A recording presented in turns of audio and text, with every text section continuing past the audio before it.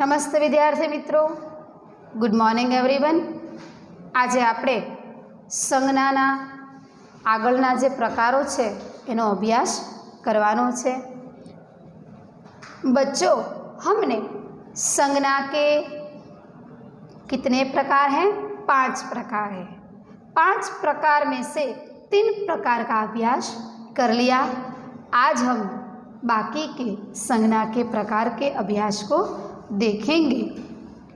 सबसे पहला प्रकार क्या था बच्चों? व्यक्तिवाचक संज्ञा।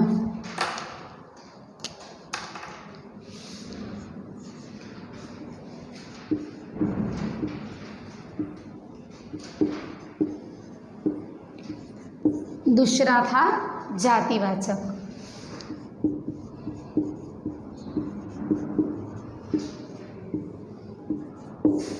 तीसरा था समूहवाचक।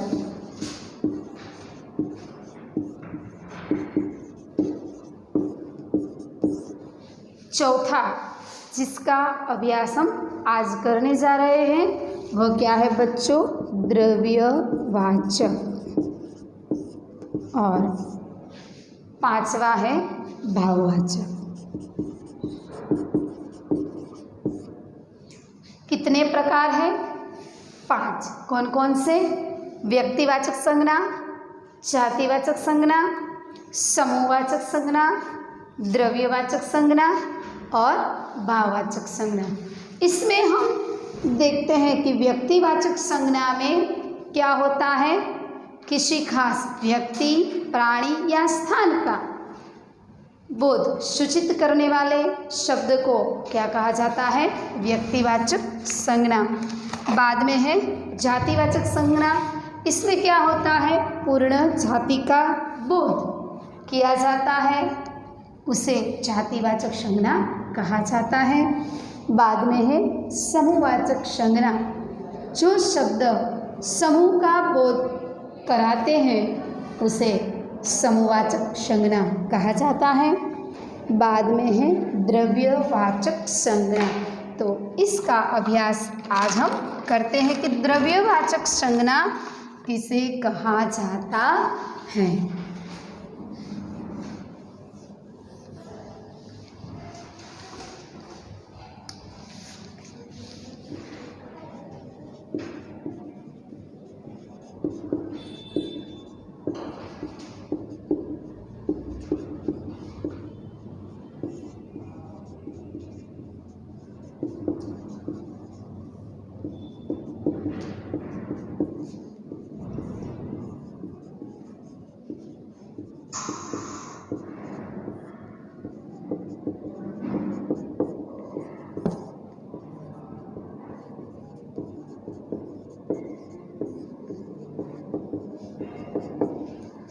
तो बच्चों, हम देखते हैं द्रव्यवाचक संज्ञा किसे कहते हैं।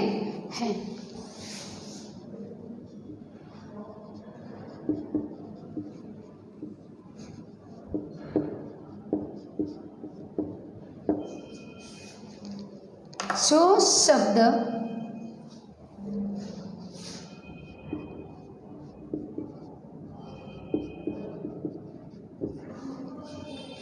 किसी पदार्थ या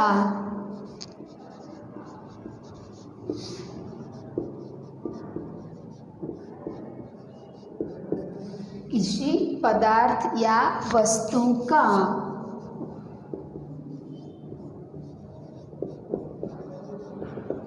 बोध करते हैं। क्या करते हैं? किसी पदार्थ या वस्तु का बोध करते हैं। जो शब्द किसी पदार्थ या वस्तु का बोध करते हैं उसे क्या कहा जाता है? द्रव्यवाचक संज्ञा। क्या कहा जाता है? द्रव्यवाचक संज्ञा। यानी कि हम सीधे ही कह सकते कि किसी चीज को मापी तोली जा सकती है उसे द्रव्यवाचक संज्ञा कहा जाता है। तो हम उसके उदाहरण देखते हैं। दूध,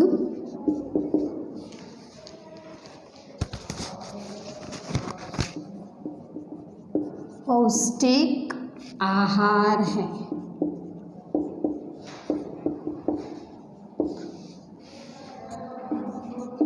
चावल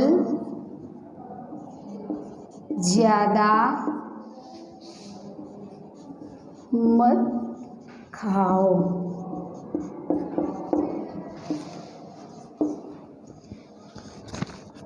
हमें शुद्ध पानी पीना चाहिए।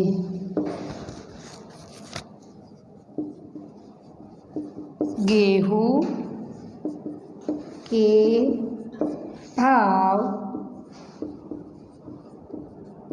बहुत बढ़ गए।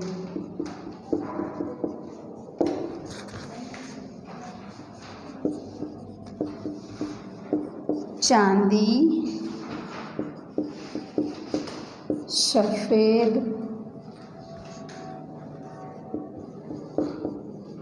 रंग की धातु है।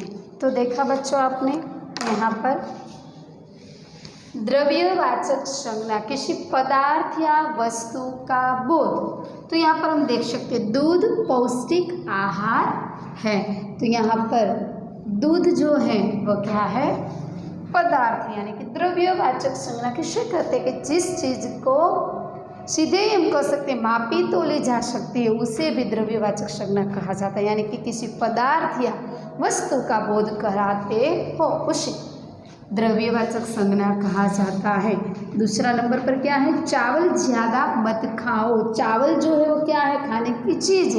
तो यह जब हम खरीदने के लिए जाते तो उसमें हमें माप तोल कर दिया जाता है। तो यहाँ पर क्या दिया गया, हमें शुद्ध पानी पीना चाहिए। तो यहाँ पर क्या है, पानी, यानी कि जो चीज़ पदार्थ का या वस्तु का निर्देश करती हो उसे क्या कहा जाता है, द्रव्यवाचक। गेहूं के भाव बहुत बढ़ गए हैं तो क्या आएगा, गेहूं। चांदी सफ़ेद रंग की धातु है तो क्या आएगा, चांदी। तो यहाँ पर आपने देखा बच्चों कि पदार्थ या वस्तु का बोध, यानी कि कोई पदार्थ का नाम हो या वस्तु का नाम हो उसे क्या कहा जाता है, द्रव्यवाचक संज्ञा। क्या कहा जाता है, द्रव्यवाचक संज्ञा। तो आपने देखा क्या दिया गया है यहाँ पर, दूध पौष्टिक आहार है, चावल ज़्यादा मत खाओ, हमें शुद्ध पानी पीना चाहिए, गेहूं के भाव बहुत बढ़ गए हैं, चांदी सफ़ेद रंग की धातु है। तो यहाँ पर दूध, चावल, पानी, गेहूं और चांदी, यहाँ पर जो रेखांकित शब्द किया गया है वो क्या है, सब पदार्थ निर्देश करता है। ऐसे नामों जो होते हैं, यानी कि ऐसे नाम को द्रव्यवाचक संज्ञा कहा जाता है। तो यहाँ पर हमने देखा कि जो रेखांकित किया गया है शब्द के नीचे जिस पर रेखा खींची गई है वह शब्द क्या है, पदार्थ के नाम है। इसलिए यह जो वाक्य दिया गया है वह किस संज्ञा का है, द्रव्यवाचक संज्ञा, यानी कि रेखांकित किए गए शब्द क्या है, पदार्थ। तो जो शब्द किसी पदार्थ या वस्तु का बोध करता हो उसे क्या कहा जाता है, द्रव्यवाचक संज्ञा। तो यहाँ पर हम देख सकते हैं कि जिन शब्द के नीचे रेखा खींची गई है वह शब्द क्या है, सब पदार्थ है, वस्तु के नाम है, चीज के नाम है, इसीलिए यह संज्ञा क्या है, द्रव्यवाचक संज्ञा।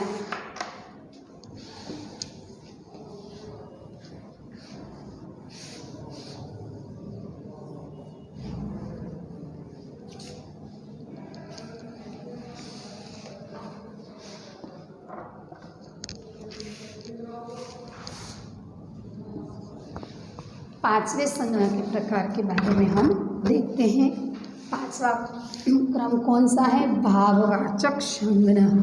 क्या है, भाववाचक संज्ञा।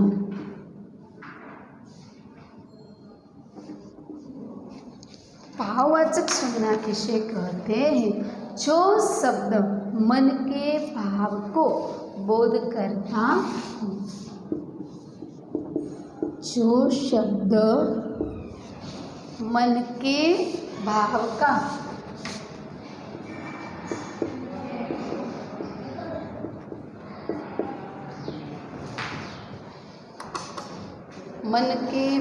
का बोध कराते हैं। जो शब्द मन के भाव का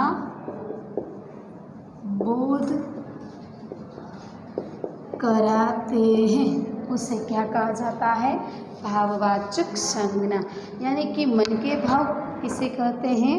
खुशी, दया, आदर, भलाई, ऐसे जो भाव है वह मन के भाव कहलाते हैं।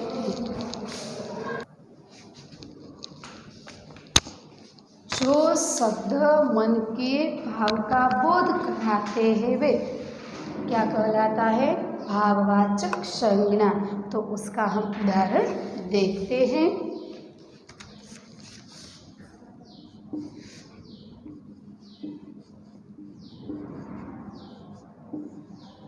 चतुर दल में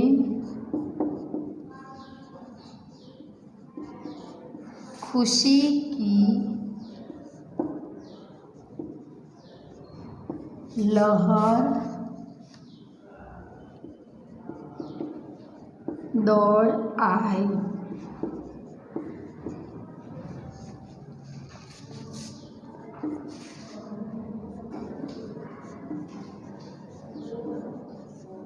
भिखारी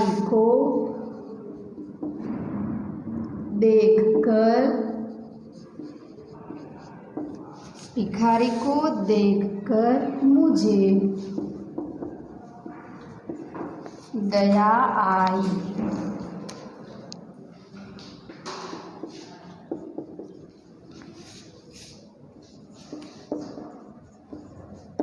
हमें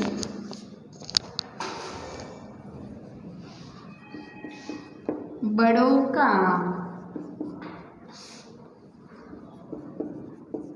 आदर करना चाहिए।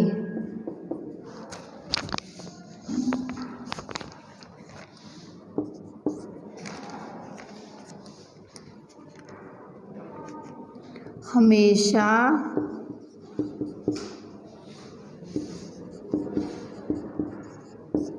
भलाई का काम करो। तो यहाँ पर बच्चों हम देख सकते हैं कि जो शब्द मन के भाव का बोध कराते हैं उसे क्या कहा जाता है?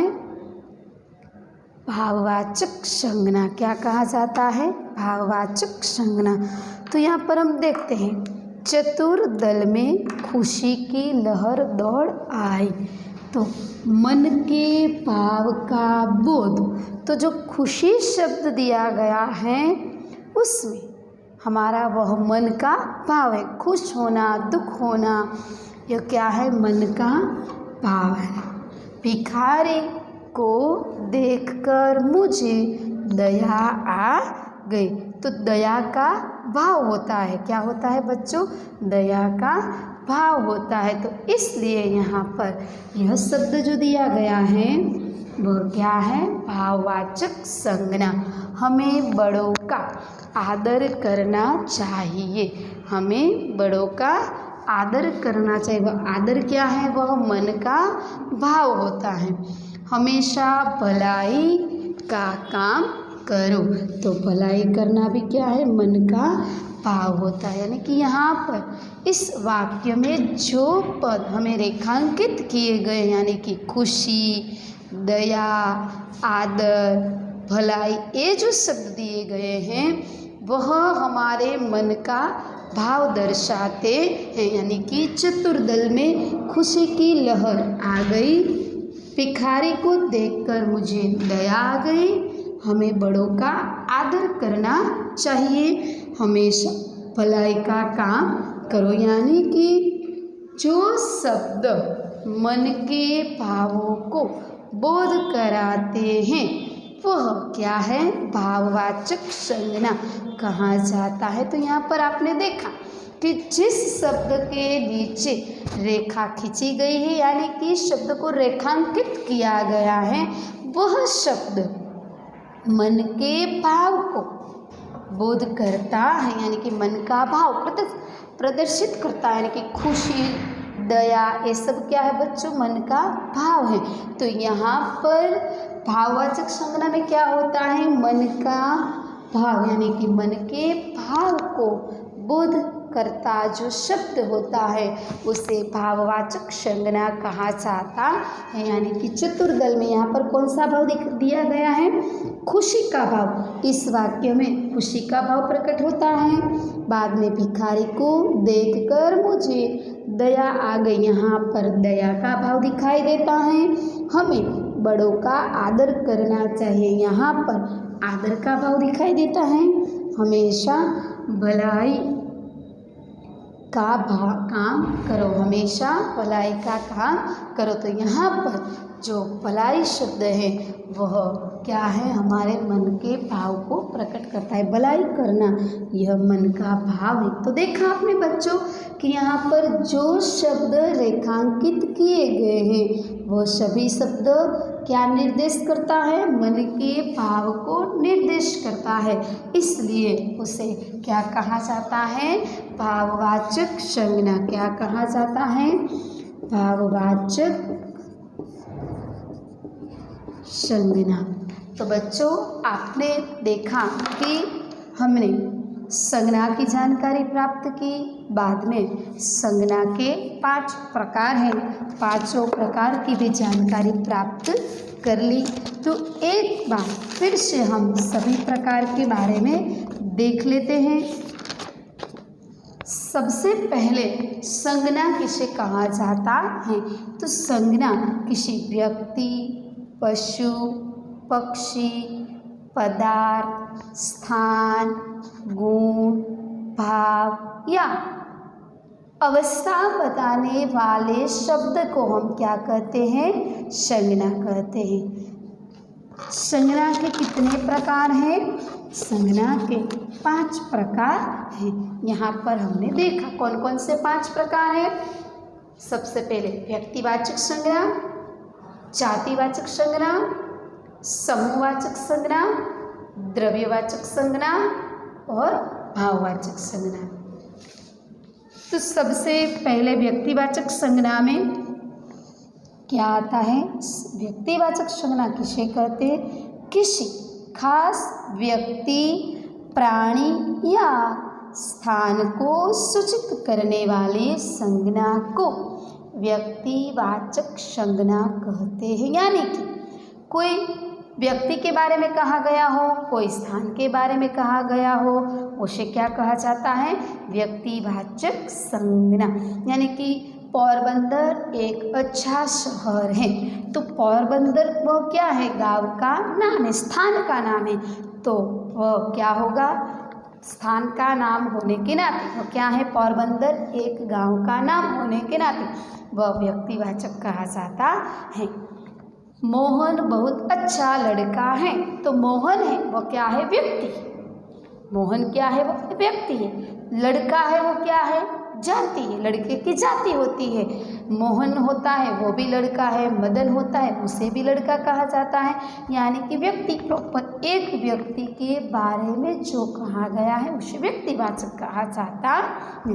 बाद में हम दूसरे क्रमांक पर चलते हैं। तो बच्चों दूसरे क्रमांक पर कौन सा है, जातिवाचक संज्ञा। तो जातिवाचक संज्ञा में क्या होता है, जो शब्द संपूर्ण जाति का बोध कराते हैं उस जातिवाचक संज्ञा कहते। संपूर्ण जाति यानी कि लड़के खेल रहे हैं, तो लड़का जो होता है वह लड़के की जाति होती है।